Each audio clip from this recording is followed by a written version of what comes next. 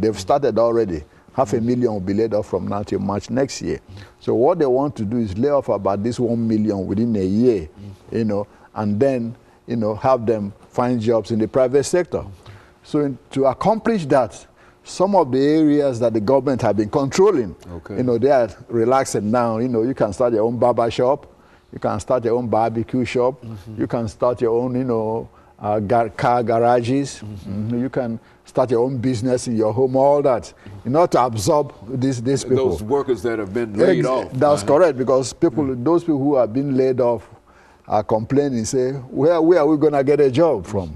So they are trying to now create those kind of, private enterprises so that these people can be able to find, jobs in the private sectors.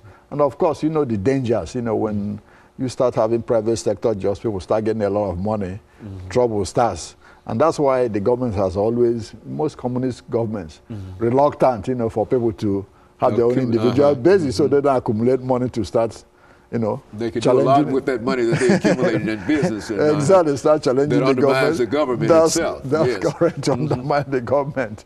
Exactly, so that's the fear. So that's what they want to do, is slowly to see how it works out. If people are going to be comfortable working in the private sector after so many years of sitting, with government pay. The doctors, some of the doctors are paid less than the janitor, But now Raul says, no, we got to start paying people according to their worth and their productivity. No more just, because you are a driver, truck driver, we pay you more than a nurse in the hospital. We can't do that anymore. We get to people according to their qualification, so we can have the best people stay in Cuba and work, which is not a bad idea, but it's yet to be seen. I know, though this new, changes going on in Cuba is attracting a lot of attention.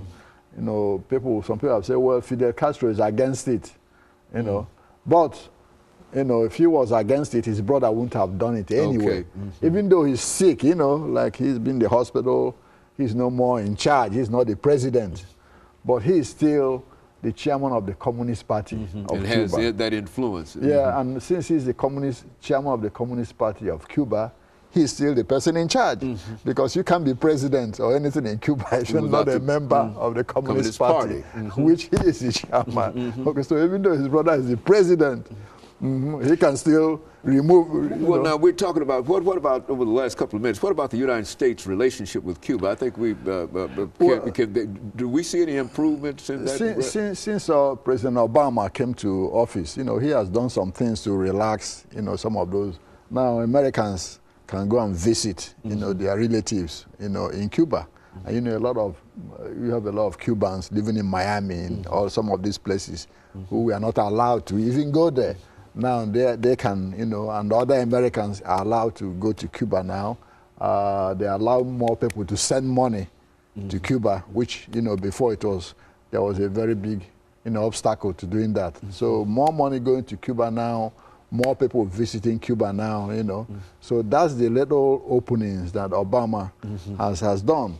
But a lot of people are calling for the embargo to end, which is supposed to, because most of the countries that, broke off relations with Cuba before, particularly in Latin America, all of them have renewed diplomatic relations, all of them. And so we still refuse to trade with Cuba, is that what? That's correct, we are still refusing. Even though the rest of the world appears to be trading with Cuba. Exactly, we refuse to trade with them. Now, what's the major reason for that, though, Dr. Madu? It's still, I don't think any of the presidents has the political will to say, hey, let's end this here. They go halfway and they stop. When Carter came in, he made some noises about ending it, then he stopped. Obama's coming now, made some noises, but still trading very slowly. Will it be to our advantage or to Cuba's advantage for us to do that? I mean, who would win? It will be to both sides' advantage. Because what people don't understand, the more this embargo stays on, the more really indirectly we are propping up the Castro regime. Because whatever is happening in Cuba, even if people are starving, Raul will say, hey, it's those people in Washington. That's why you don't have food. Because of this embargo. We can't import anything.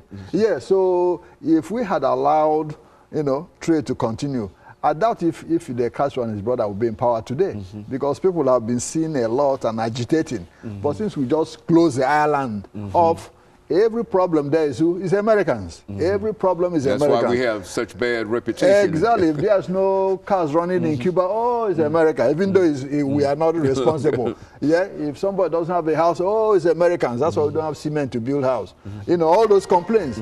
Yeah. So they're using that embargo to keep power. And of course, we have to stop, as you know, at this particular point. But I certainly thank you. And let me encourage our audience to tune in again next week for another informative edition of Comments. Thank you and good morning.